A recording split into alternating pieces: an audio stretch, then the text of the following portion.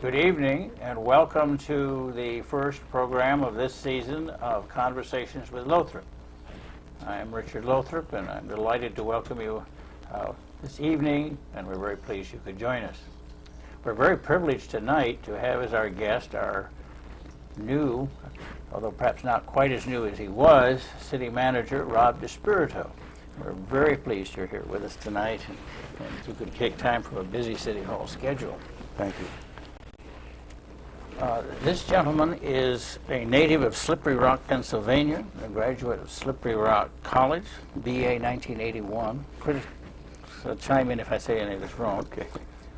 He received a master's degree in public administration from the University of Pittsburgh in 1986. He was a consultant to municipal government, GE Intertech Incorporated, 1987-1989. He was part of the management assistant program at Dallas, Texas, 1986 to 87, where he assisted both council and city manager, as well as the director of planning and development. 1989 to 1991, he was the assistant city manager and director of planning in Meadville, Pennsylvania. And from 1991 to 1996, assistant city manager and director of personnel at Delaware, Ohio. He came to Oberlin as city manager beginning on May 1st of this year. And I might add he was chosen he is the winner, we hope that's the right word, from 111 applicants. So we're so pleased that you're here in Oberlin and that you're here on this program tonight. Thank you. First of all, would you tell us a little bit something about what you did, the kinds of things you liked to do before you went to college? Oh, before I went to college. Mm-hmm.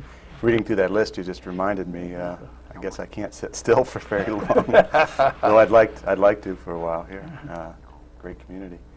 Well, I was born in Bridgeport, Connecticut, but grew up, as you indicated, in western Pennsylvania in Slippery Rock, and attended high school there. And also, that my hometown, I chose for my alma mater for undergraduate, and played some sports, and was one of 5 kids in a family, and grew up on a farm, and just had a great time. That was before you entered the real world. Now, your father was and still is on the faculty at Slippery Rock. Yes. Am I correct on that? Yes, in the Parks and Recreation Department for the last 30 years or so. He was the head football coach and came to Slippery Rock as the head football coach in 1967, and for the next 20 years or so was the head football coach, and was very successful. And that was another fun part of growing up, was getting to follow all those guys that played for my dad, were sort of like big uncles, and they had quite a bit of success. Did you ever try playing football yourself? I played high school, but I was a little on the shy side weight-wise. My dad's teams were a little bit more the big league. What did you do between the time you graduated from college before you went to graduate school? For those several years, my first position from outside of Slippery Rock was working for the weatherization program for Butler County, and there was an energy education program, which I find is interesting because I've here in Oberlin, with the interest now in the various demand side savings and conservation and recycling and energy conservation mindedness that I have found, I think that'll dovetail real nicely with some of the things I did, some of the very first things I did in my career coming out of college, and to brush off some of those memories and maybe some of the resource materials I used to have. But I worked for about a year or so there. I then went to work for a state legislator as his administrative aide. In Harrisburg? Yes. In his district office in Butler, Pennsylvania, is Joe Steitner. And that was a tremendous experience. Fortunately, young junior state representatives don't get very much in the way of a staff allowance, and financially I could only stay with it for about a year. But it was quite an education in how state government works. I'd travel with a representative back and forth between the state capitol and our home. After that, I worked for the State Auditor General for about a year, and I did compliance audits for the state of courthouses and state police and district magistrate operations. But it was at that point that I decided that I wanted to go back to graduate school, and I learned a lot in the auditing, but didn't really want to make a career out of that. You've sort of answered this next one. I think I was going to ask you, what decided you to enter public service? We now know you didn't get bitten by the gubernatorial bug, No. but you did down the line the city manager one.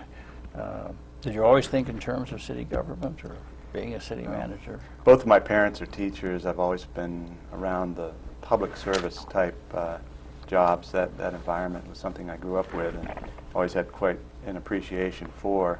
I didn't decide to go the teaching track, but actually my initial interest in government came from just my interest in history.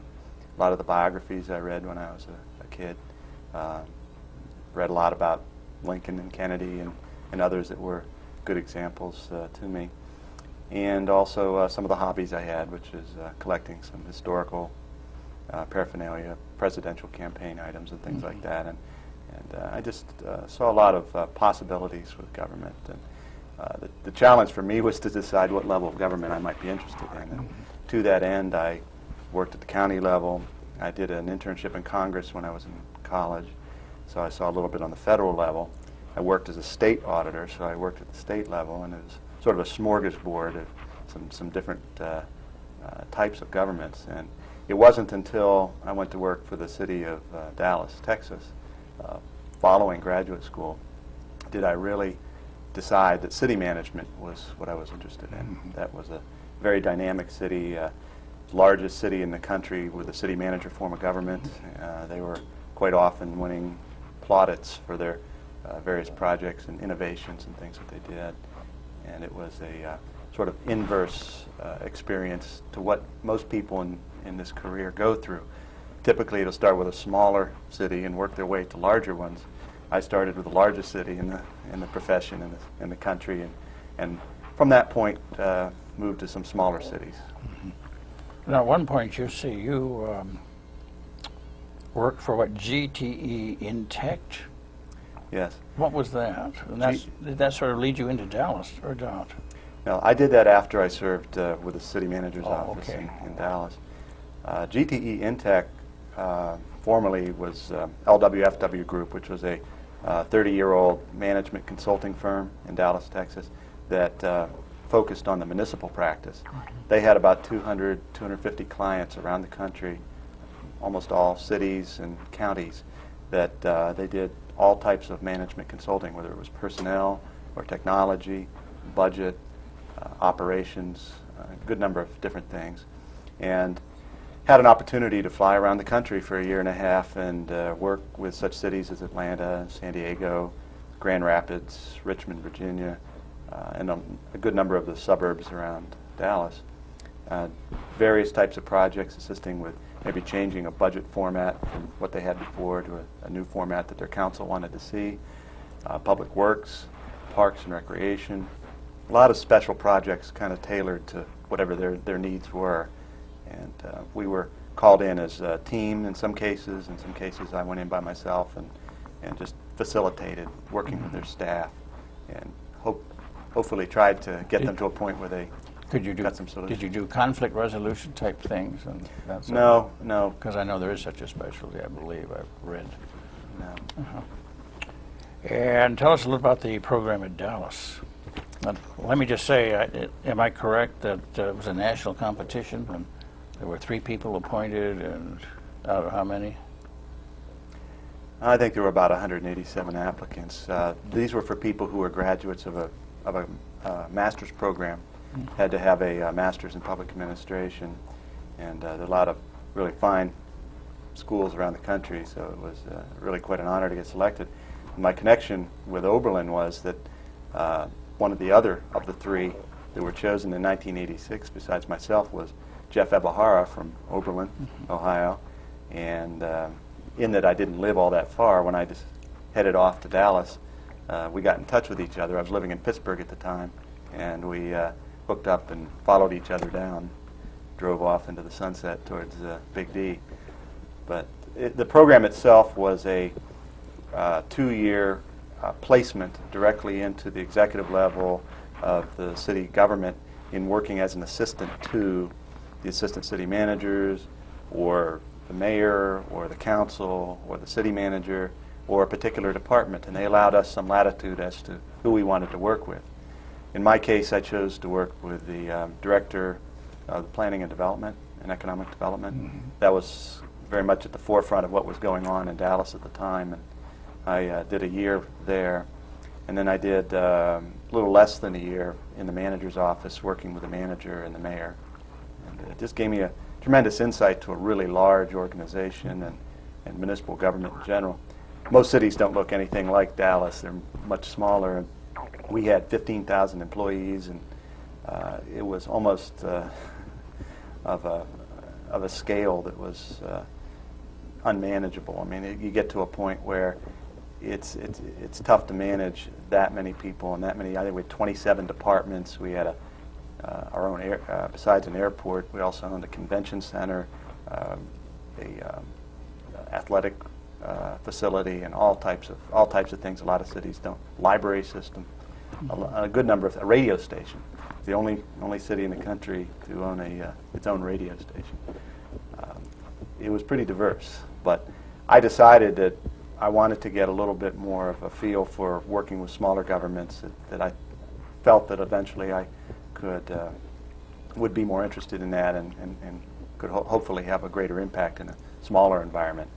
So that's why I took the opportunity to do the consulting, and then ultimately had a chance to go to some smaller cities. Good enough. And you wound up then in Meadville, Pennsylvania, right? Yes. Mm-hmm. Meadville is a city of about 15,000, and it was just the right size. I went as their assistant city manager, and also eventually created a department of community development and economic development, oversaw the airport operations, and was liaison to the downtown groups. So that was quite a broad exposure to just about everything that was going on. You did a stint there as interim manager, did you not? Yes, about 8 months after I arrived back in Pennsylvania from Texas and had the job there, the manager of 12 years resigned, and kind of unexpectedly to me. I think he'd been working on it, but kept it under wraps. It was a well-kept secret. We all found out I found out at a staff meeting with all the other department heads that he was leaving. I think I was about 29 at the time, and for about 7 months I got to serve as the interim city manager there, and tremendous learning experience and a lot of hours. Quite different from being an assistant city manager, I assume. Somewhat different. It was. The toughest thing was essentially doing that job as well, and just picking up some of the slack, but I didn't regret a moment of it. It was a tremendous opportunity. A lot of assistants will serve for years and years and years and never have that type of an opportunity. And it gave me particularly the experience of working directly with the city council and interacting with them and what their needs are. And then you were there, and then you went to Delaware, Ohio. You were there, what, 6 years? I was in Delaware 4.5 years. 4.5 years. Yes. That's right, 91 to 96. Little larger city, population about 23,000. Had an airport, which I oversaw. I went as personnel director. Something I was just beginning to get into a little bit in Meadville was labor negotiations. Well, they had plenty for me to do in Delaware, in that they had 7 unions, 7 bargaining units. And I was chief spokesman for the city with all the labor contracts, handled the whole personnel function, recruitment and hearings and grievances and training and all the rest of it, and allowed me to work with all departments of the city, which furthered my own education.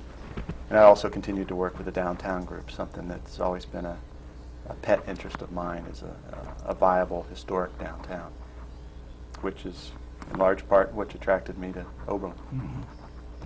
I think we're almost at break time, aren't we? So time goes so fast when we're having a good time. Let me ask one question before we do it, and then we can get into city managership, if you will. Meadville has Allegheny College. Delaware has Ohio Wesleyan. And I'm under the impression that Oberlin has a college. You seem drawn to college towns. And do you see similarities here at Oberlin between Meadville and Allegheny and Delaware and Ohio Westland? And if so, is that helping you here? Are you finding there's some transfer there of experience that's helpful? Or is it so different that there isn't? Well, I'm just getting to have the opportunity to get to know the individuals at the college and learn a little bit about what their history and their vision are for themselves and how the city plays a role with that. Certainly there's some similarities. All three of these schools are in the same conference. Their football teams play each other, but there are a lot of differences as well. I think the orientation of that educational programs was different. Some were more conservative than others, and some emphasized other areas. But I think when it really comes down to town relations, there's always going to be that interface that's going to be there, whether it's policing, code enforcement,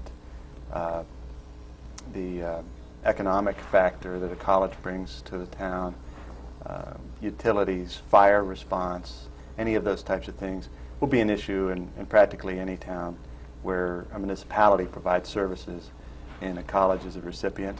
And on the flip side, there's quite a bit that the universities, the colleges give back to the community and offer certainly as a tremendous resource for the people that live in town that may have nothing otherwise to do with the college, may not be an employee or a student. And that's usually a rich and diverse cultural opportunity, and certainly, again, what the impact is with the local economy. Just that many more consumers and hopefully people that will enjoy their time in the town and be able to have fond memories someday looking back. Oberlin being, I assume, the smallest of these three towns, that is the city being the smallest, the college probably has a little more impact on the community. Does it, or am I right? Or I notice it as more of a presence. That's the word I guess I was looking for. Yeah. In part, it's because geographically it's really close to the downtown, and right. Allegheny College was sort of off on a hill and geographically removed somewhat from the real hustle and bustle of the daily life in the city.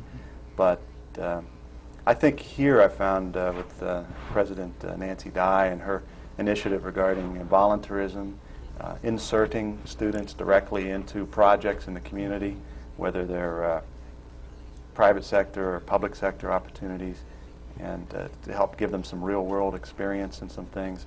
I think that's tremendous, something that we'd like to continue to work with them, and perhaps we can provide some opportunities for the students. That's more of an outreach than I've seen at the other two schools, and I take that as a very, very positive thing and something I'm quite excited about working with them on. Good. On that positive note, we'll take a quick break, and when we come back, I believe there'll be a phone number on the screen, and we will have a city manager in captivity, and if you wish to call, comments or questions, we'll be delighted to take your calls. So we'll be back in just a minute or minute and a half or something like that.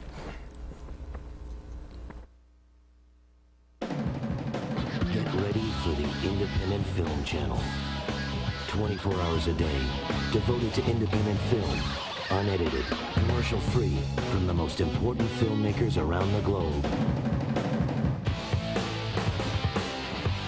The Independent Film Channel, opening up the bold, experimental, groundbreaking world of filmmaking.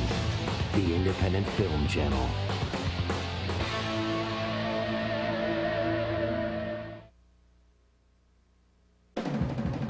Get ready for the Independent Film Channel.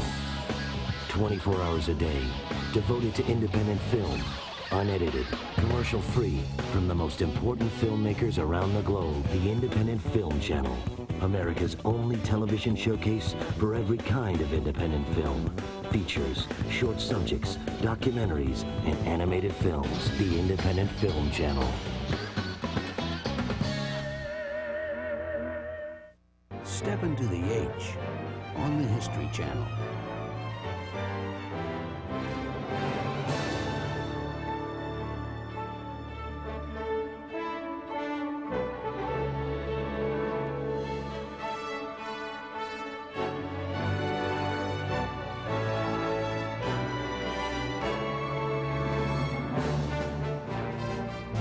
Experience the Age on the History Channel.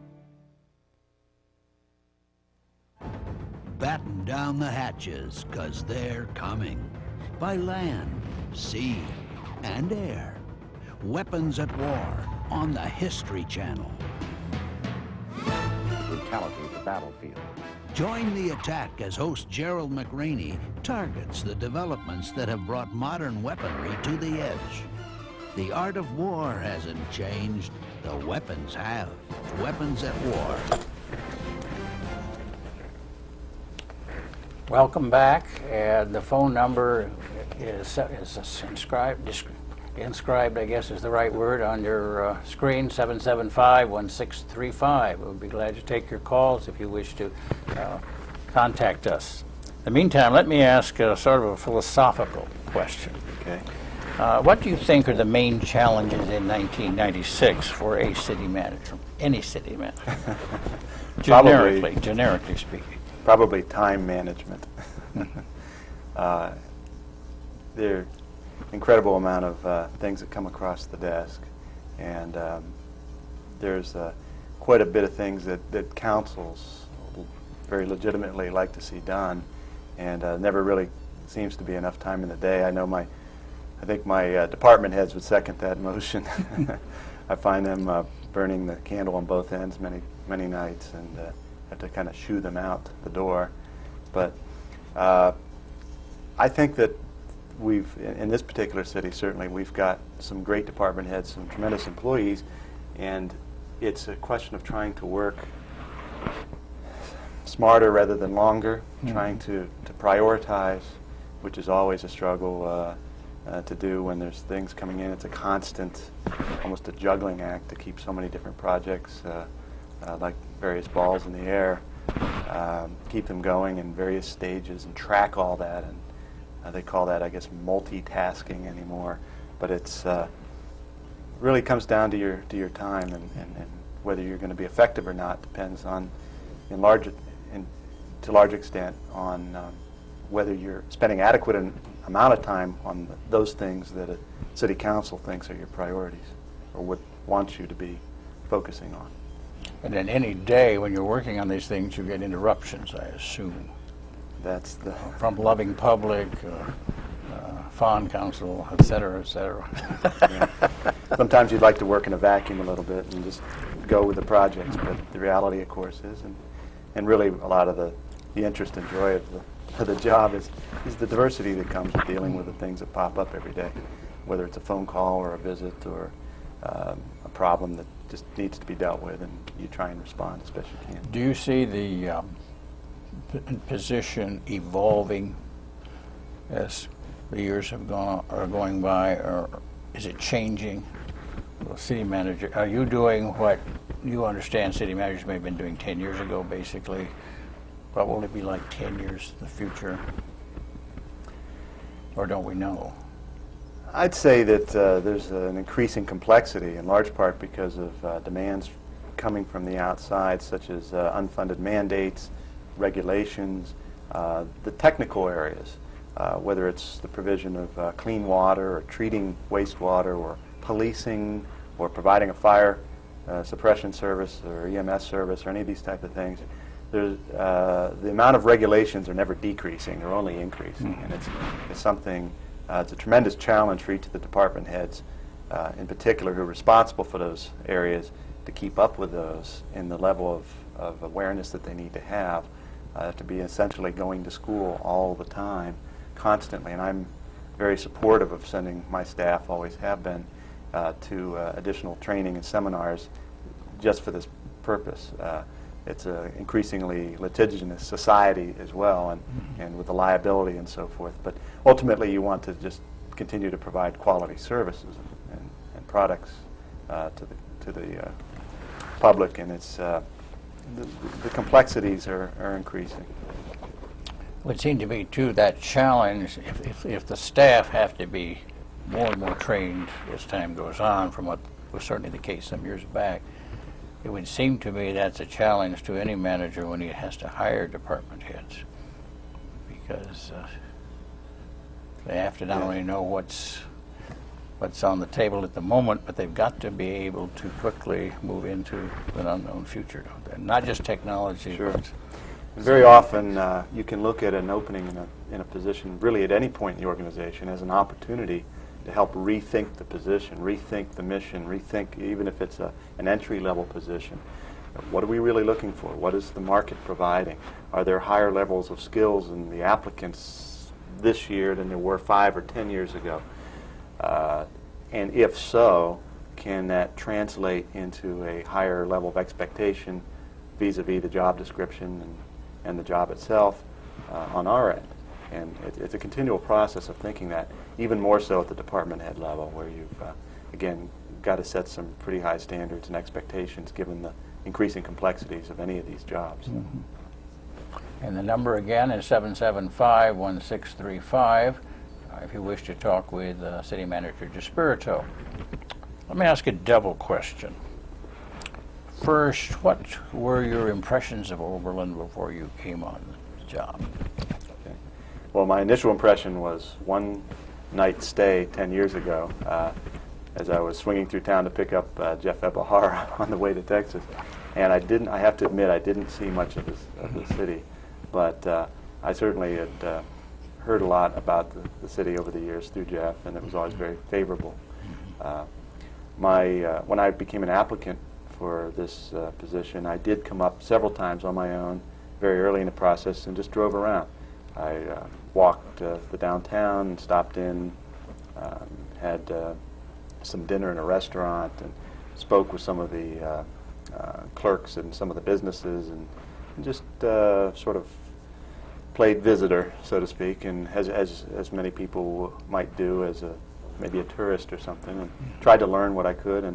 And in driving around, I was really taken with what a lovely community it is, and you got a great housing stock for the most part, some beautiful homes, and Tappan Square, and some of these things are just tremendous assets that many cities don't have. Central gathering places. I think I felt a lot of heart in this city, and every city has its problems as well, and you pick off some of those and hopefully start formulating some ideas about what you can do. But I think my affection for the town has just increased as I've been here longer, and getting to know more and more people. My second part, you're partially answering it, is how do the impressions then and the impressions now compare? And what's different, or what's reinforced? Well, I guess the before impressions would have to be back in March, when I was really first getting my first impressions, and certainly it's with all of the summer coming on and the bloom and everything, it's just that much more incredibly beautiful aesthetically. I would say that I've been pleasantly surprised by the amount of volunteerism that I've seen, and willingness to come to a meeting, people wanting to care enough to come to a meeting, whether it's a council meeting or serve on a board or participate in a civic organization or help their child out of an athletic team that they might be on. And there's a lot of involvement. I don't see a lot of people just sitting back twiddling their thumbs and not being involved. There's a tremendous amount of people out and about, whether it's on bikes riding through town, on the bike path, or out in the park, or attending concerts at the new Union Center and programs, or just sitting at al fresco on the sidewalk at a cafe conversing with each other. And it's just a very social town, and I've been surprised how much so. Mm-hmm. Well, that's we're glad that you have this favorable impression. I do. And you have a wife and a 8-year-old girl, 9-year-old girl, right? Yeah, she'll be 9 tomorrow. 9 tomorrow, Yeah. and she's just started school at Prospect, I believe. Yes, my daughter's name's Erica. Mm-hmm. My wife's name's Evangelina. And they're also enjoying getting situated in town. and Good. They're happy, and Yeah. we hope. Oh, yes. And of course, you have a magnificent residence overlooking a lake out there, the Morgan It's a heck Street of a- Reservoir. Yeah. A heck of a bonus. It's been a long time since either one of us had actually lived in a house, so that in itself is a real pleasure. 775-1635. If it appears as we're not getting calls that everybody is delightfully happy with everything, and it's a contented community, perhaps more so because you've come here. I don't believe they're that content. I don't either. I don't either, but it sounds good, so I said it. Let me ask you, you did mention the college. I was going to ask you about the relationship of the city to the college, as you see it, and you've answered that, I think, for the moment. Let's add the other component, public schools. And I guess we could say with both of these, are there additional things you think we could be doing as a city for them and they for us? Well, I think there's been some cooperative relationship there, particularly where recreation has been involved. They have been good enough to allow us to use a lot of the athletic facilities that they have for the benefit of some of the programs we've run or sponsored, and that certainly shows a positive spirit. We don't have a lot of facilities of our own, and so but on the other hand, we have people doing programming, so I think that's a good meld. Beyond that, I know that Councilman Willis has been doing some work with mentoring, and something I congratulate him for. It's a very worthwhile, very worthy endeavor. I'd like to, I've offered to him that we could do some more cooperative things, provide some additional opportunities for those youths that he's working with to be exposed to some other types of things, particularly in a positive vein, the police department, the fire department. That tends to be the aspects of government that kids relate to or might have some interest in. I'd like to get the kids out to see some of the training that the fire department does. In the near future, we're going to be doing a controlled burn of several derelict houses in town and some training prior to that. Also, the police department's going to do some exercises. I think this might be a great opportunity. Make sure that they're there, walk through the process. This is what we're about to do. This is a lot like real life. We don't get many opportunities to work with a real structure. And thank goodness, I might add. Yeah, and that's one thing I'm looking forward to in the coming months. And I know one councilman would like to know when you do that too, being a fire buff. We'll be making an announcement about that. Sure. Let's see, we have about 5 minutes left, have we? Let's see. When you were searching for this position, I think you have stated as an objective the wish to, and I'm going to quote here, I wrote this down carefully. You wish to be a city manager, and this is the quote, city manager of a progressive, full-service community, unquote. You said progressive, not aggressive. Progressive. Did I say? I meant to say progressive. Yeah. Progressive. Progressive. Do you feel at Oberlin you are fulfilling that hope? Or do you want to take the Fifth Amendment on? No, I'm glad to answer that. I think is the challenge, I guess, what you had hoped it would be? Or? Oh, certainly. And it's this isn't about whether I'm personally challenged or fulfilled. Really, this is really about what can I do to serve. I really try and come into it with that mindset.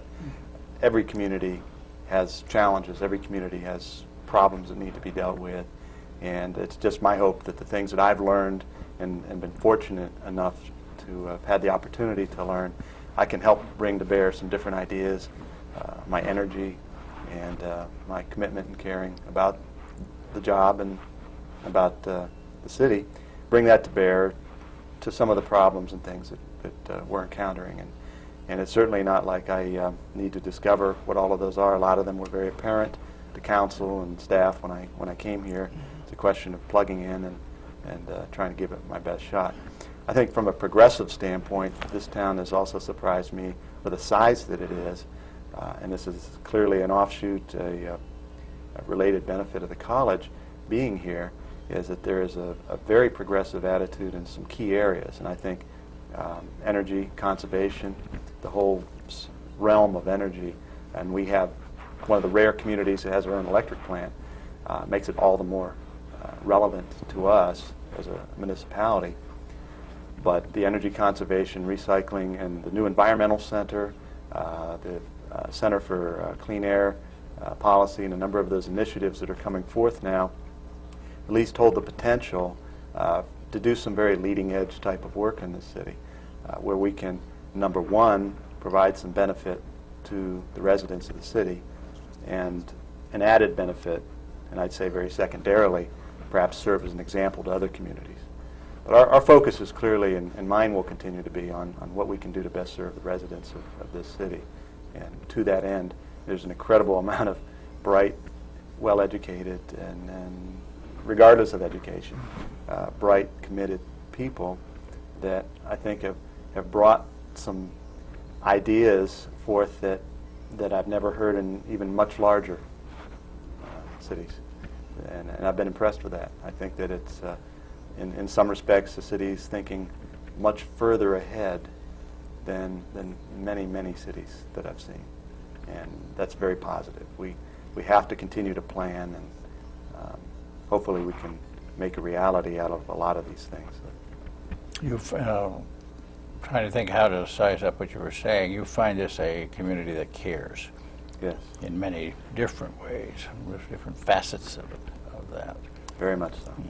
And it sort of sounds, and I thought about this when I was looking over your career before you came here, with all these different places you've been, where you've touched not only with colleges, but budget and personnel and economic development and planning, all of these things that are on the plates here constantly. And it looks like it's a pretty good fit for us and a fascinating one for you, we hope.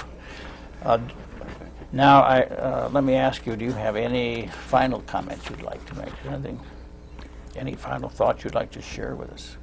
Well, I would like to take the opportunity to thank the community for the terrific reception that my wife and daughter and I have received, and everything from receptions in the neighborhood to just people with very kind words and welcoming when they run into us on the street and that sort of thing. That's it may seem like a small thing to you, but it was a very big thing to us, and means a lot. We're beyond our furthest hopes, and we're very happy to be here, but I think that we really want to be full partners in the community. And my wife is interested in doing some volunteer work, perhaps at Kendall or the hospital. She's attending, she just started picking up her coursework at Akron, and she would like to get plugged into some opportunities to help give back to the community. And I think my daughter's always, my daughter has made very good use already of the swimming pool at the college, and I think that she's going to be a real active member of the community. That's great. Sometimes a little too active. What is your wife studying? Medical dietetics, if I've said that correctly. Now, she did do some of that at Ohio State, didn't she? Yes, she's be transferring from Ohio State, where she began her studies. Sure. But there's many opportunities to be involved for any citizen in this community at many different levels, whether it's cultural or religious, athletic, and civic. And I would also use this opportunity to invite people to participate when openings are announced on boards or commissions, opportunities to join a committee and work with us, because we're only richer and stronger for the diversity of thought and ideas that come forth. We welcome that. I would like to say before we close that we're going to do something we've never done on this program before. During the break, I hope I persuaded the city manager to return for what will be part 2.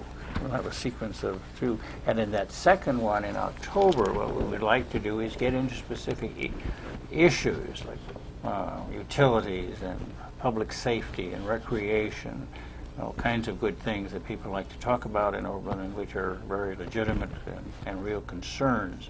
And so he has graciously said he will return. So conversations with Lothrop will be back at the end of October. We're going to have to work the date around Halloween. We'll have to figure what the date will be, and we'll announce it. And we will then feature City Manager Rob DiSpirito, Part 2. And so thank you very much for joining us tonight. This is Richard Lothrop saying thank you and good night.